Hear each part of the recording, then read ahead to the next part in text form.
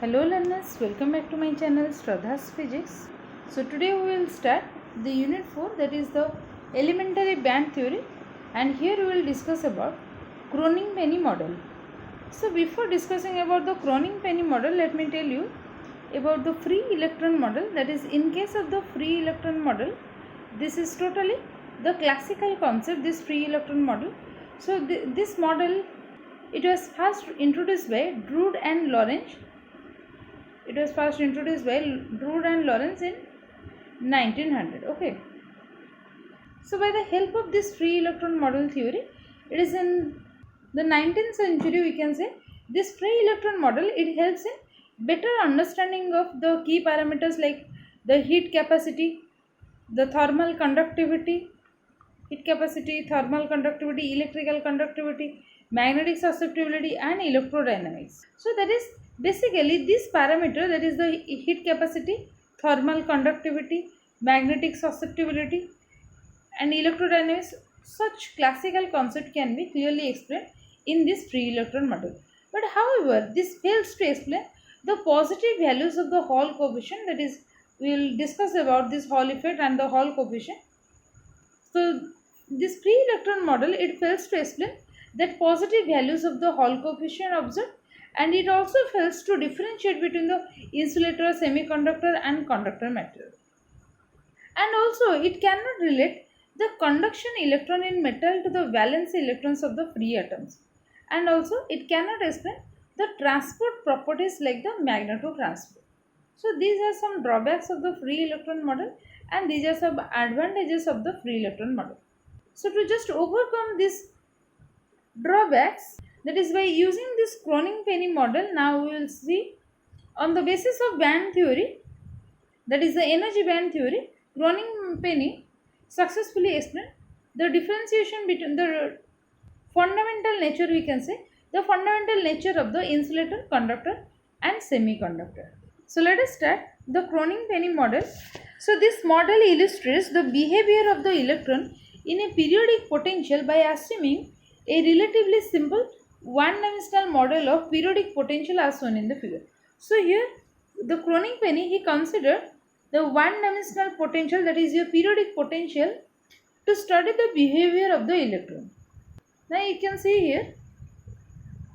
here we will consider the potential, that is the potential here, the potential we will consider, that is it is infinitely high and the width is very small. That is, it basically it will behave like a Dirac delta function. Okay, so the height of the potential, we can say this is your infinite, and its thickness, we can say it is very small in nature, so it will behave like a Dirac delta function. In this diagram, suppose let us consider only this portion. Let us see. In this part, this is your potential well where the electron suppose just lies at this point. So that the potential for this electron, that is the height of the well, that is suppose your V naught. Okay, so this is your 0 and this is your A point, that is the lattice parameter, you can say, and this point is suppose my minus P. Okay, so this total distance I can consider, this total distance will be A plus B. Okay, this total distance will be A plus B. So the potential energy of an electron in a linear array of positive nuclei, it is assumed to have the form of periodic array of square wells with the period of A plus B. Okay, so here the period will be A plus B, and at the bottom of the well for 0 to, when x lies between 0 to A, the electron is in the vicinity of the nucleus. So in this particular region, that is in between this 0 to A, in this region we can say the electron will be in the vicinity of the nucleus. Okay, and the potential energy is 0 in this case. Whereas outside the well, that is when x lies between minus V to 0, the potential is assumed to be V naught.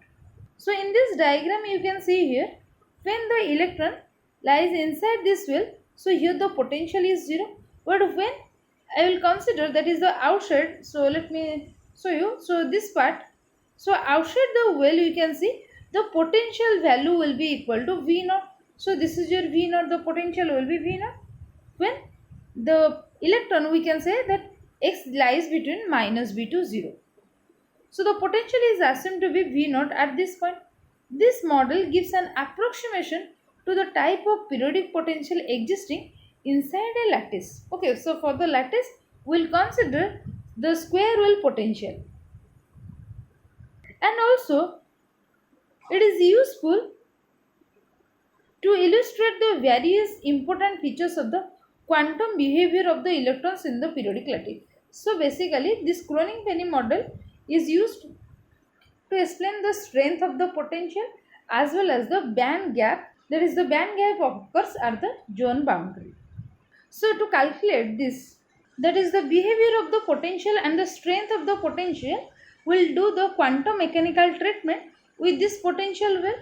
So now we will see the Schrodinger equation for the two region. Okay, that is for the region when the electron lies in between in this, that is for the region when x lies between 0 to a, and another region that is outside the well, we can say where the potential is V naught. So here the x lies between 0 to minus v, or this is your minus v to 0, we can say. Okay, so there are two regions when x lies between 0 to a, in this case potential is your 0, and when x lies between minus v to 0, here the potential will be v naught.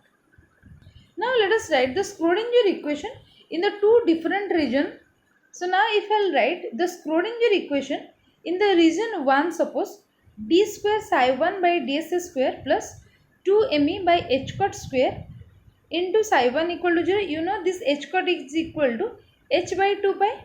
Okay, this h cut, or this is read as h bar. So here this is the first equation, that is the Schrodinger equation for the region 1 where x lies between 0 to a.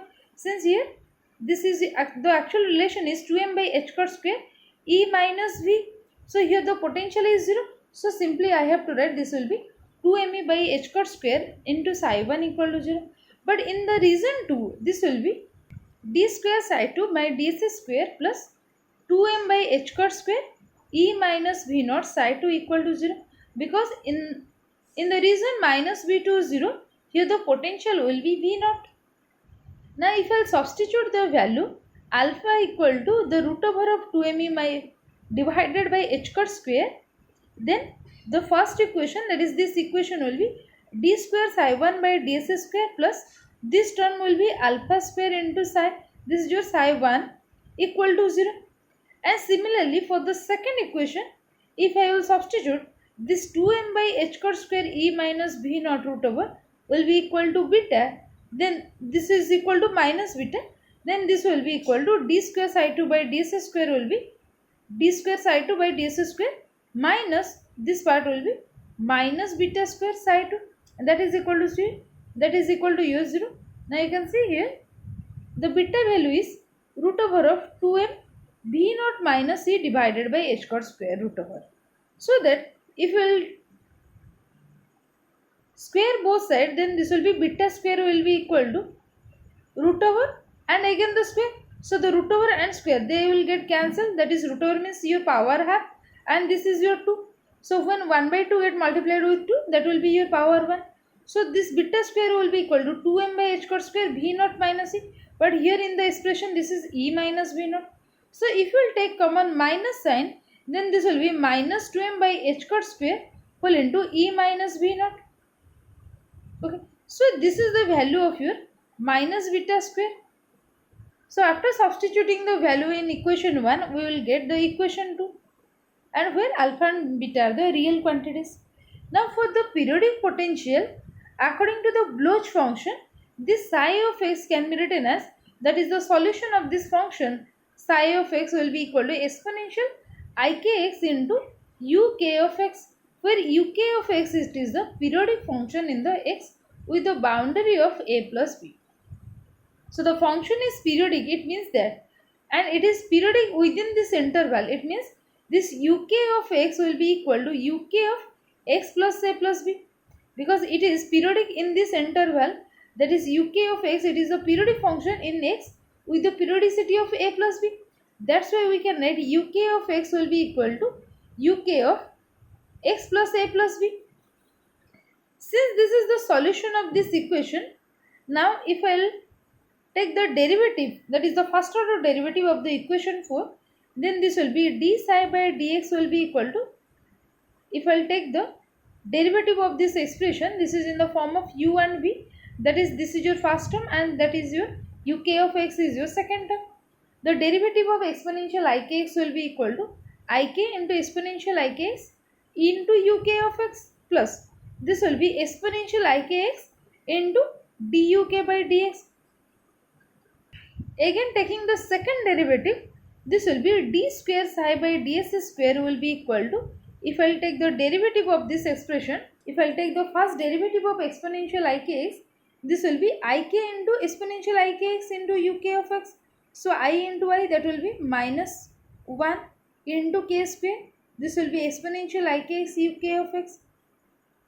And again if we will take the derivative for this will be ik exponential ikx into duk by dx. Okay. Now again if I will take the derivative of this, then this will be exponential ikx derivative will be ik into exponential ikx into this term, that is duk by dx.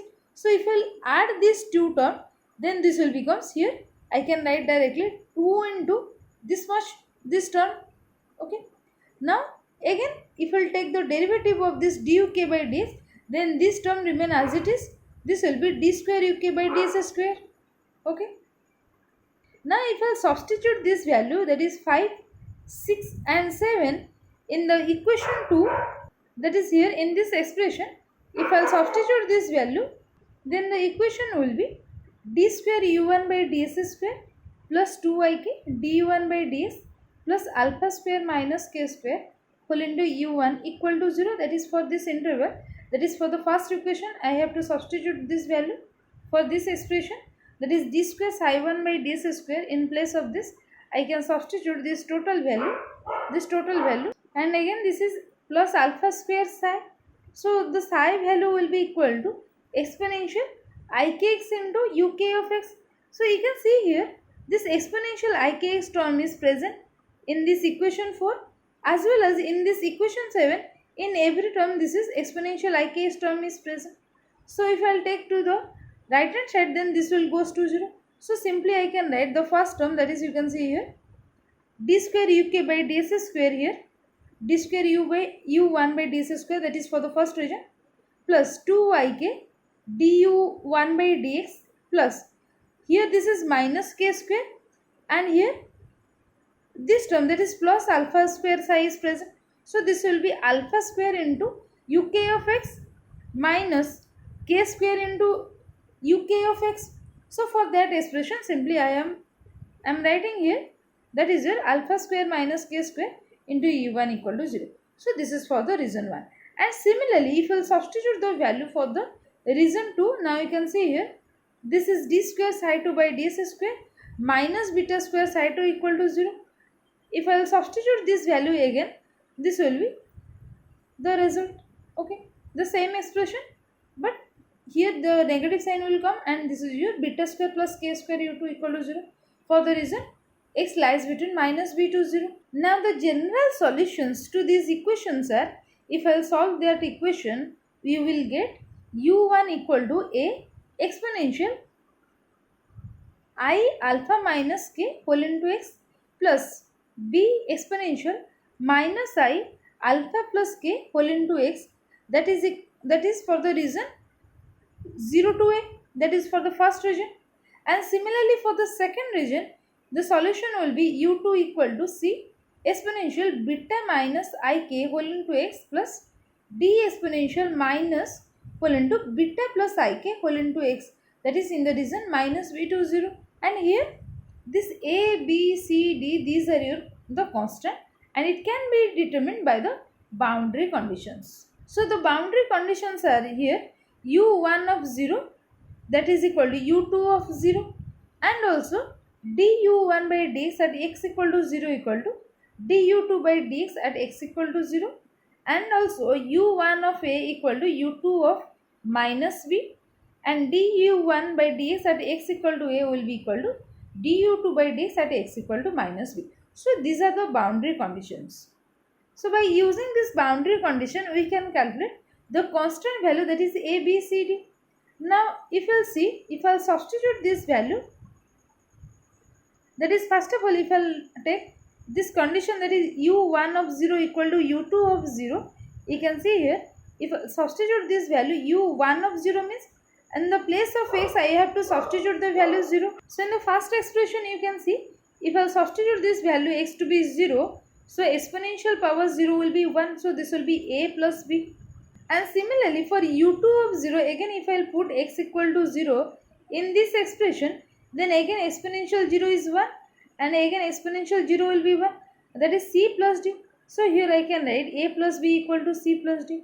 Similarly, if I will put this value, that is if I will apply this boundary condition to this equation 9, then after solving this we will get the equation will be a iota alpha minus k minus b iota whole into alpha plus k, that will be equal to c whole into beta minus ik minus d whole into beta plus ik. And after substituting this value, that is after applying this boundary condition to this equation 9, we will get a exponential I alpha minus k whole into a plus b exponential minus I whole into alpha plus k whole into a, that is equal to c exponential minus whole into beta minus ik whole b plus d into exponential beta plus ik whole into b. And the fourth one, that is equal to a iota alpha minus k into exponential iota whole into alpha minus k into a minus b iota alpha plus k whole into exponential minus I whole into alpha plus k whole into a, and that is equal to c beta minus ik whole into exponential minus beta minus ik whole into b minus di whole into beta plus ik whole exponential beta plus ik whole into b. Okay, so these are basically the four equations, that is by applying these boundary conditions to this expression, that is to the equation 9, we will get the equation 11. So these are four equations, that is a plus b equal to c plus d and so on. So if I will write this in terms of the determinant, that is simply if I will write the coefficient of a, b, c, d. Now you can see for the first equation, this is your, for the a coefficient is 1, for b the coefficient is 1, and here the coefficient is 1, and for the d also the coefficient is 1. And similarly here this is your I into alpha minus k. So here you can see this will be your I into alpha minus k, then this will be minus iota alpha plus k. So this is your minus iota into alpha plus k, and for the c this will be beta minus ik, and for d this will be minus beta plus ik. Okay, now similarly you can write, you can see here this will be exponential iota alpha minus k into a. So here this will be exponential iota alpha minus k exponential minus I alpha plus k whole into a, and here this is exponential minus beta minus ik whole into b, and next exponential exponential beta plus ik whole into b, this term. And for the last one, this is the coefficient of a will be iota alpha minus k exponential iota alpha minus k whole into a, and for the b coefficient this will be minus iota alpha plus k whole into exponential minus iota alpha plus k whole into a, and here this is beta minus ik exponential beta minus ik, this will be minus beta minus ik into b, and here for the coefficient of d this is minus whole into beta plus ik exponential beta plus ik whole into b. Now after solving this determinant, after solving we will get beta square plus alpha square divided by 2 beta alpha sin hyperbolic beta b into sin alpha a plus cos hyperbolic beta b into cos alpha a, that is equal to cos k whole into a plus b. Since it is a lengthy procedure, so just try to remember this one, that is the after solving the determinant you will get this expression. Now the Cronin and Penny, he considered the case when the potential tends to infinite and B tends to 0. But B0 B remains finite, that is infinitely deep and separated by very thin barrier. That is the potential barrier becomes the delta functions. And here this B0 B denotes the strength of the potential. So for B tends to 0, this sin H beta B that will be tends to beta B and cos H beta B tends to 1. Now if I substitute this value in equation 12, you can see. So from this expression, this is your beta square plus alpha square divided by 2 beta alpha. So you know here the value of alpha we have considered, that is your 2 me by h cot square root over. So here alpha square will be equal to, if I will take alpha square plus beta square, then this will be equal to 2 me by h cot square, and here for beta square this will be plus 2m. For this expression this will be 2m whole into v naught minus c divided by h cot square. Since here this is your the square root of this much is your beta, so beta square will be equal to simply this much. Now this 2me by h cot square and this is your minus 2me by h cot square get cancelled. So the value of alpha square plus beta square will be 2m v naught divided by h cot square. Now if I substitute the value here, that is in place of this beta square plus alpha square, this will be 2m v naught divided by h cot square. So here the 2 is present, so this divided by 2 beta alpha. So this 2 and this 2 get cancelled. So this will be m v naught divided by h cot square divided by beta alpha. So you can see here this term is present here. Okay. So simply substituting the value of alpha square plus beta square in this equation 12, we will get m v naught divided by h cot square into alpha beta, and here the value of sin h beta b will be equal to beta b, and the sin alpha term is present here, and also here this cos h beta b is your 1, so this will be simply cos alpha, that is equal to cos k into a, because b tends to 0. So we will get this expression. So here this beta beta get cancelled. This will be m v naught b divided by h cot square alpha sin alpha plus cos alpha equal to cos ka. Now if I will consider this total term to be p, so this will be p into sin alpha divided by alpha plus cos alpha, that is equal to cos ka, where this p equal to m v naught b a divided by h cot square, because this term here, this alpha term is divided here, and also here one a term is multiplied and here one a term is divided. So this p will be equal to m v naught b divided by h cot square, m v naught b a divided by h cot square. This represents the strength of the potential. Okay, it means that larger the value of p, when the strength of the potential will be larger, the stronger will be the binding potential of the electron to the well. The electron wave function in a solid, it must satisfy this condition, which in terms it determines the allowed values of the energy of the electron. So this basically represents this p equal to m v naught b a by h cot square, that is the strength of the potential, and it depends on the binding potential of the electron to the well. Now you can see here the graph of the p by alpha into sin alpha plus cos alpha, that is this value, this total, that is p sin alpha divided by alpha plus cos alpha with your ka value. So here the graph will be like this. So from the graph, the value of the alpha for which this term, that is p sin alpha divided by alpha plus cos alpha, lies within the value plus 1 to the minus 1, these are allowed. On the other hand, the values of alpha for which the bracket term lies above plus 1 and below minus 1, these are forbidden. So here you can see the minus 1 region and this one is your plus 1 region. So these regions are your called, these are your allowed regions, and above this plus 1 and below this minus 1, all these are your forbidden region. These are your forbidden region. Okay, just above the plus 1 and below the minus 1 region, these are your forbidden in nature. The next is, so the energy spectrum of electron, it consists of alternate region of allowed energy band and the forbidden energy gap. the p sin alpha divided by alpha a term, it decreases with the increase in the alpha a. So we can say that the width of the energy band, it increases with the increase in the energy, and the allowed energy band becomes wider and the forbidden gaps becomes narrower. So from this graph you can see that when this is your alpha a, this is your alpha a region, and this is your p sin alpha a divided by alpha a plus cos alpha a region axis. Okay.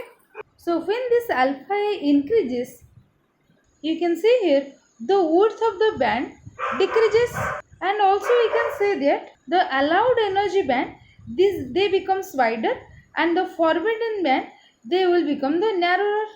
So the width of the allowed energy band decreases with the increase in the value of p. Suppose when p tends to infinite, the allowed energy band, it becomes infinitely narrow, and the allowed bands are compressed into single energy levels, resulting in the line spectrum. Since our expression is p sin alpha a divided by alpha a plus cos alpha a equal to cos ka, or simply if I will consider this term particularly, when this p tends to infinite, the solution will be physically acceptable when this value, that is sin alpha a by alpha a, when this sin alpha a equal to 0, so that we can say this alpha a will be equal to n pi, so that the solution will be physically acceptable. When alpha equal to n pi, then alpha will becomes n pi by a, and also we know the value of alpha equal to root over of 2me by h cut square. Okay. Now if I substitute the value here, this will be 2me by h cut square will be equal to square of this much, that is n square pi square divided by a square. Okay. Now again E will be equal to n square pi square divided by a square into h cut square by 2m. This is the value of the energy. So this is the discrete energy levels corresponds to the electron bound very strong to the nucleus as in the single isolated atom. So this is the case when p tends to infinite, or we can say that the allowed bands becomes very narrow, that is infinitely narrow we can say, and the allowed bands are compressed into the single energy level, resulting to the line spectrum. So for the line spectrum we can say the energy value will be equal to this much, that is your discrete energy level we can say, that is n square pi square h cut square divided by 2m square, and here the electron bound very strong to the nucleus as in case of the single isolated atom. Now for the second case, when p tends to 0, the electrons are free without any barrier. Okay. So when p tends to 0, there will be no barrier. So in this case we can say, so this p into sin alpha into, let me write p into sin alpha a divided by alpha a plus cos alpha a equal to cos ka. So here in this case if I will put p tends to 0, then this part goes to 0, we can write cos alpha a equal to cos ka, or simply this will be alpha a equal to k. If I will take the cos inverse of both sides, then this will be alpha a equal to ka, or simply if I will put the value alpha equal to root over of 2me by h cut square, then simply this will be 2me by h cut square will be equal to a get cancelled. So this will be 2me by h cut square will be equal to k square. Okay. So this will be E equal to now h cut square k square divided by 2m. So when p tends to 0, all the values of the energy, these are admissible, but when p tends to 0, electrons are tightly bound to the nucleus. So here in this diagram you can see in this graph, when p tends to 0, all the energy levels, these are your allowed, so these are your admissible region, but when p tends to infinite, so here you can say that this is for the single isolated electron or the single isolated atom, that is it is tightly bound to the nuclei. So the energy spectrum of the electron consisting of discrete allowed energy band levels or energy levels separated by the forbidden gaps for the value of p, other than these two extreme cases for which energy spectrum consists of allowed band and the forbidden band. And the energy gap, it occurs at the zone boundary, that is Ka equal to plus or minus n pi, where K will be equal to plus or minus n pi by a. So here what are the conclusion of the Cronin-Penney model? So it shows that The energy of the electron in a periodic potential, it consists of alternate allowed energy band and forbidden gap. The relative values of the width of the energy band and their positions it determine how much energy the electrons can accept from an external source. So basing on this concept, that is basing on the energy gap, that is your allowed energy band and the forbidden gap, we can distinguish between the insulator, semiconductor as well as the conductor. So this is all about Cronin-Penney model. Thank you all.